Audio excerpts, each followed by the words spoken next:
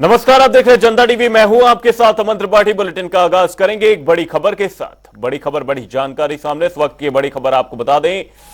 बड़ी खबर, बड़ी जानकारी इस वक्त की बड़ी खबर आपको बता रहे हैं। एमएलसी चुनाव नामांकन का आज आखिरी दिन है। ये बड़ी खबर, बड़ी जानकारी। एनडीए के 10 प्रत्याशी आज नामांकन करते नजर आएंगे। बीजेपी के 7 प्रत्याशी, आरएलडी का 1 और अपना दल और एसबी-एसपी का एक प्रत्याशी इस दौरान नामांकन भरता नजर आएगा। सपा के 3 प्रत्याशी भी इस दौरान अपना नामांकन करते नजर आएंगे। बड़ी खबर, बड़ी जानकारी लखनऊ से आपको बता रहे। एमएलसी के नामांकन को लेकर आज आखिरी दिन है। ये बड़ी खबर, बड़ी जानकारी आपको बता रहे हैं। भारतीय जनता पार्टी ने 3 सीटें सहयोगी दलों को दी हैं। वहीं सपा के 3 प्रत्याशी भी इस दौरान नामांकन करते नजर आएंगे। एमएलसी चुनाव नामांकन का आज आखिरी दिन है। एनडीए के 10 प्रत्याशी आज नामांकन करेंगे। बीजेपी के 7 प्रत्याशी, आरएलडी का 1, अपना दल का 1 और एसबी-एसपी का 1 प्रत्याशी इस दौरान नामांकन करता नजर आएगा। वहीं समाजवादी पार्टी के भी 3 प्रत्याशी अपना नामांकन करते नजर आएंगे। बीजेपी के पास अपने 10 एमएलसी जिताने के लिए पर्याप्त बहुमत है। वहीं 1 एमएलसी सीट के लिए 29 विधायकों के मत की जरूरत है। वहीं बीजेपी और सहयोगी दलों को मिलाकर कुल 286 विधायक हैं। राजा भैया की पार्टी को मिलाकर कुल 288 विधायक बनते हैं। कांग्रेस को मिलाकर सपा के पास 110 मत हैं। सपा को 3 एमएलसी जिताने के लिए 87 मतों की जरूरत है। वहीं बीजेपी के पास 10 एमएलसी को जिताने के लिए पर्याप्त बहुमत है। विजय बहादुर पाठक बीजेपी के उम्मीदवार, अशोक कटारिया बीजेपी के उम्मीदवार, आशीष पटेल अपना दल से उम्मीदवार हैं। वहीं विच्छेलाल राजभर को सुबह सपा से उम्मीदवार बनाया गया है। मोहती बेनीवाल बीजेपी से उम्मीदवार के तौर पर उतारे गए हैं। योगेश चौधरी आरएलडी से उम्मीदवार होंगे। रामतीरथ सिंघल बीजेपी से उम्मीदवार होंगे। वहीं आलोक कुमार शाह के सपा से उम्मीदवार, किरणपाल कश्यप समाजवादी पार्टी से उम्मीदवार, धर्मेंद्र सिंह बीजेपी से उम्मीदवार हैं। इसी खबर पर अनूप कुमार सिंह हमारे सहयोगी तमाम जानकारी के साथ हमारे साथ जुड़े हुए हैं। अनूप, आपसे जानना चाहेंगे, एमएलसी के नामांकन का आज आखिरी दिन है, क्या कुछ है पूरी जानकारी? किस तरह से देखा जा रहा है इस नामांकन को, क्योंकि भारतीय जनता पार्टी ने आगामी चुनावों के मद्देनजर अपने सहयोगी दलों को भी 3 उम्मीदवार उतारने दिए हैं। बिल्कुल सही कह रहे हैं कि आज एमएलसी नामांकन का आखिरी दिन है। उत्तर प्रदेश में 13 सीटों पर विधान परिषद के प्रत्याशियों का आज नामांकन होगा और सबसे पहले भारतीय जनता पार्टी के प्रत्याशी यानी भारतीय जनता पार्टी ने 7 प्रत्याशियों को भारतीय जनता पार्टी ने उतारा है। बाकी सहयोगी दल, चाहे अपना दल यश की बात करें, आशीष पटेल प्रत्याशी बने हैं। वहीं आरएलडी की बात करें या फिर सुभाषपा की बात करें, बिच्छूलाल राजभर प्रत्याशी बने हैं। कुछ तस्वीरें दिखाने की कोशिश करूंगा। ये विधानसभा के बाहर की तस्वीरें हैं। हालांकि भारतीय जनता पार्टी के जो प्रत्याशी हैं वो अंदर जा चुके हैं। थोड़ी सी यहाँ पर जो कार्यकर्ताओं की भीड़ आप देख पा रहे होंगे किस तरीके से है। निश्चित रूप से उत्साह है। और ये जो एमएलसी का चुनाव हुआ है, अगर संख्या बल की अगर बात करें तो भारतीय जनता पार्टी के पास 10 सीटों के लिए संख्या बल है। वहीं अगर समाजवादी पार्टी की बात करें तो 3 प्रत्याशियों का संख्या बल यानी पूरी तरीके से हो सकते हैं। समाजवादी पार्टी ने 3 प्रत्याशी ही घोषित किए हैं, चौथा प्रत्याशी नहीं घोषित किया है, क्योंकि अभी राज्यसभा में आपने देखा भी होगा किस तरीके से क्रॉस वोटिंग की संभावनाएं बढ़ गई थी। क्रॉस वोटिंग हुई भी थी। शायद इसी वजह से समाजवादी पार्टी ने 3 प्रत्याशी घोषित किए हैं और भारतीय जनता पार्टी के अब घटक दल मिलाकर के जो 10 प्रत्याशी हैं वो चुनावी मैदान में है। और आज आखिरी दिन है। अगर 13 सीटों पर अगर 13 ही प्रत्याशी रहेंगे तो उनको निर्विरोध चुना जाएगा, माना जाएगा। लेकिन अगर 14वां प्रत्याशी चुनावी मैदान में आता है तो चुनाव की स्थिति बन जाएगी और फिर चुनाव होगा। कुल मिला के अगर बात की जाए तो आज जिस तरीके से आपने देखा, तमाम प्रत्याशी, चाहे भूपेंद्र चौधरी खुद प्रदेश अध्यक्ष मौके पर पहुंचे हैं नामांकन कराने, मुख्यमंत्री योगी आदित्यनाथ नामांकन में पहुंच रहे हैं, डिप्टी सीएम ब्रजेश पाठक खुद साथ सभी एमएलसीओ के साथ में भारतीय जनता पार्टी के उनके साथ में चल रहे हैं। अगर बात करें तो अशोक कटारिया योगी वंश सरकार में परिवहन मंत्री थे, एमएलसी थे। एक बार भारतीय जनता पार्टी ने उनको खुद दोबारा मौका दिया है और पश्चिम में एक ठीक ठाक पकड़ रखते हैं, जाट बेल्ट के बड़े नेता माने जाते हैं। दूसरी बात करें महेंद्र सिंह, डॉक्टर महेंद्र सिंह को एक बार फिर से दोबारा भारतीय जनता पार्टी ने मौका दिया है। डॉक्टर महेंद्र सिंह जो जल शक्ति मंत्री थे योगी वन सरकार में, एक बार फिर से दोबारा एमएलसी विधान परिषद पहुंचाने का भारतीय जनता पार्टी ने उनको मौका दिया है। विजय बहादुर पाठक को बात करें, विजय बहादुर पाठक भी भारतीय जनता पार्टी के दोबारा विधान परिषद सदस्य होने जा रहे हैं। उनको प्रत्याशी भारतीय जनता पार्टी ने बनाया है और 3 जो सीटें हैं वो अपने गठबंधन के जो प्रत्याशी हैं उनको दिया गया है। अपना दल यश को 1 सीट, यानी जो आशीष पटेल हैं वर्तमान में मंत्री हैं, उनको भी विधान परिषद भारतीय जनता पार्टी पहुंचा रही। कुछ तस्वीरें फिर दिखाने की कोशिश करूंगा कि देखिए ये स्थिति यहाँ पर थोड़ा सा माहौल देखिए कि किस तरीके से यहाँ पर लोग घुस रहे हैं और हालांकि व्यवस्थाएं थोड़ा सा अटपटी जरूर हुई हैं, लेकिन सरकार की तरफ से या भारतीय जनता पार्टी की तरफ से किस तरीके से जो कार्यकर्ता है वो भी अंदर एक तरीके से जाना चाहते हैं, लेकिन सुरक्षा के मद्देनजर जो विधानसभा की सुरक्षा है उसके मद्देनजर यहाँ पर थोड़ी सख्ती जरूर बरती गई है। तमाम मीडिया के पास या फिर जो जिनका पास है वही सिर्फ अंदर जा सकेंगे। जिस तरीके से पूरे एमएलसी और प्रत्याशियों की बात करें तो एक जातिगत समीकरण को भी इस एमएलसी के चुनाव में देखा गया, क्योंकि इस चुनाव के बाद सीधे लोकसभा चुनाव में जाना है तो सभी वर्गों को साधने की कोशिश की गई है, चाहे ओबीसी की बात करें, पिछड़ों की बात करें, इन सब चीजों को पश्चिम या पूरब के जो लोकप्रिय नेता हैं जिनकी अपने समाज में पकड़ है, उन जो नेताओं को विधान परिषद में भेजने का काम भारतीय जनता पार्टी कर रही है। इस विधान परिषद के चुनाव के बाद सीधे लोकसभा में जाएंगे तो उम्मीद होगी कि जो प्रत्याशी को मौका दिया गया है उनको किस तरीके से अपने समाज में भारतीय जनता पार्टी के लिए जमीन मजबूत कर पाएंगे, क्या उनको किस तरीके से भारतीय जनता पार्टी को फायदा मिलेगा। इन सब चीजों को देखते हुए, जातिगत समीकरण देखते हुए, लोकप्रियता को देखते हुए भारतीय जनता पार्टी ने या फिर उनके सहयोगी दलों ने जो एमएलसी के प्रत्याशी घोषित किए थे, आज उनका नामांकन का आखिरी दिन है। आज के बाद फिर 2 दिन तक जो प्रपत्रों की जांच होगी, उसके बाद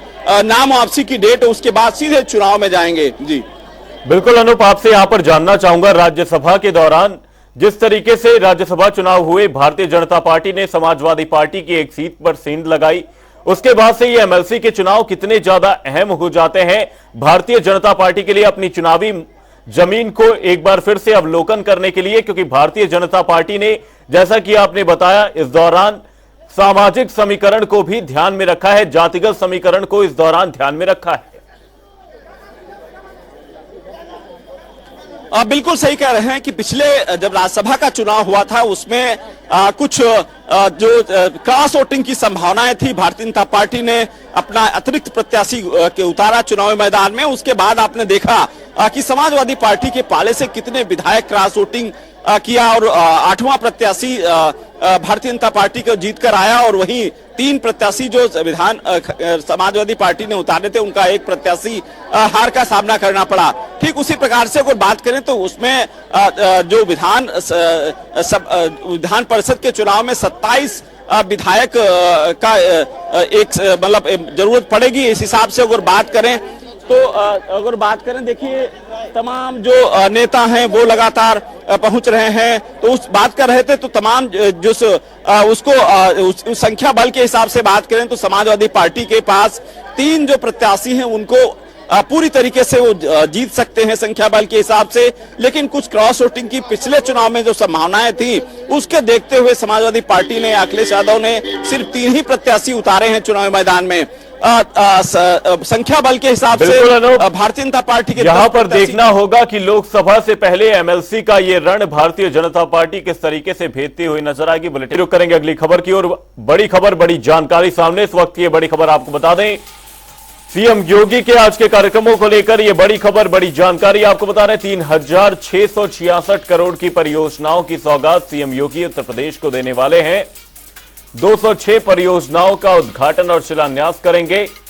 रक्षा मंत्री राजनाथ सिंह इस दौरान मौजूद रहेंगे, वहीं दोनों डिप्टी सीएम भी इस दौरान मौजूद रहेंगे। इसी खबर पर हमारे सहयोगी अनूप कुमार सिंह तमाम जानकारी के साथ हमारे साथ जुड़े हुए हैं। अनूप, आपसे जानना चाहूंगा, सीएम योगी के आज के कार्यक्रम प्रस्तावित हैं, क्या कुछ बड़ी बातें रहेंगी इस दौरान, क्योंकि परियोजनाओं का पिटारा लेकर सीएम योगी पहुंचने वाले हैं।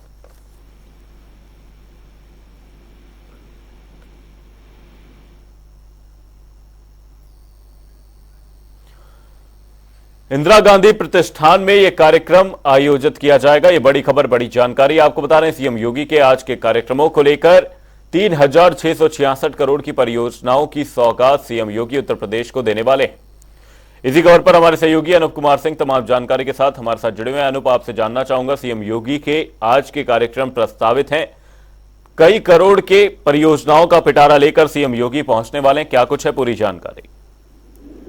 देखिए, बिल्कुल सही बात है। 3,666 करोड़ की परियोजनाओं का लोकार्पण और शिलान्यास का कार्यक्रम आज रखा गया है। मुख्यमंत्री योगी आदित्यनाथ के साथ देश के रक्षा मंत्री, लखनऊ के लोकप्रिय सांसद राजनाथ सिंह इस कार्यक्रम में शामिल होंगे। बात करें रक्षा मंत्री अनुसंधान एवं विकास संगठन के रक्षा प्रौद्योगिकी एवं प्रशिक्षण केंद्र का लोकार्पण आज किया जाएगा। अटल बिहारी वाजपेयी चिकित्सा विश्वविद्यालय का लोकार्पण आज किया जाएगा।